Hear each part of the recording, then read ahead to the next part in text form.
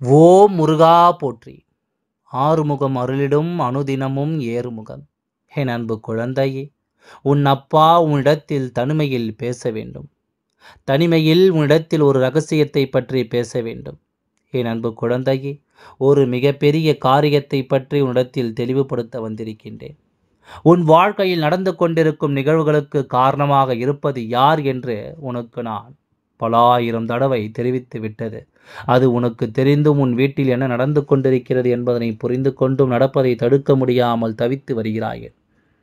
என்னதான் செய்திகளை உன்னிடத்தில் நான் கொண்டு வந்து சேர்த்தாலும் என் மீது கூட உனக்கு சந்தேகம் இருப்பது உண்மைதானே?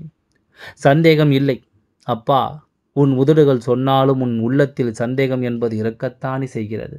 இந்த நேரத்தில் உன்னை நான் குறை கூற வரவில்லை. ஏனென்றால் உன் மீது எந்த குற்றமும் இல்லை என்பது எனக்கு நன்றாக தெரியும். ஆனால் முயற்சிகளை எடு என்று தான் சொல்லிக் கொண்டிருக்கின்றேன். என் அன்பு குழந்தையே, எத்தனை பேர் உன்னை கைவிட்டாலும் இந்த அப்பா உன்னை கைவிட மாட்டேன். உன்னை பிரித்து வைத்து பார்த்து கொண்டிருக்கும் இந்த நேரத்தில் உன்னிலிருந்து வந்த உறவுகள் கூட உன்னை ஒதுக்கி வைத்து உன்னை வேடிக்கை பார்த்து உன் அழுகையை பார்த்து கொண்டிருக்கும் இந்த நேரத்தில் இந்த அப்பா உனக்காக இருக்கிறேன் என்ற வார்த்தை கொடுக்க வந்தேன். நான் எத்தனை பெரிய விஷயமாக இருக்கட்டும் என்ற உன் எண்ணம்தான் முதல் தோல்வியை உனக்கு கொடுத்தது.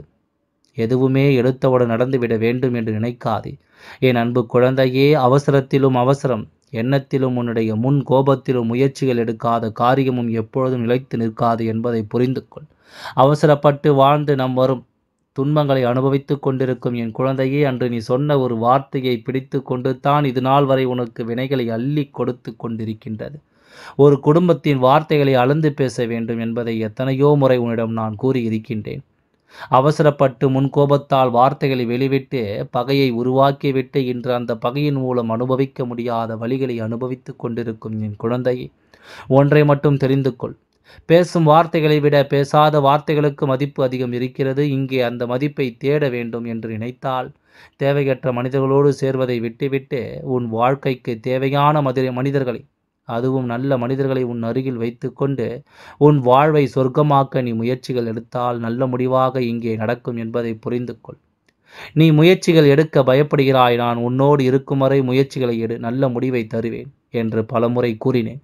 உன் செவிகளில் விழுந்தாலும் அதை பொருட்படுத்தாமல் இது நாள் வரை கடந்து வந்து கொண்டிருக்கிறாய். இதனால் பாதிக்கப்படுவது நீதான் என்பதை தெரிந்தும் அலட்சியம் காட்டி வருகிறாய்.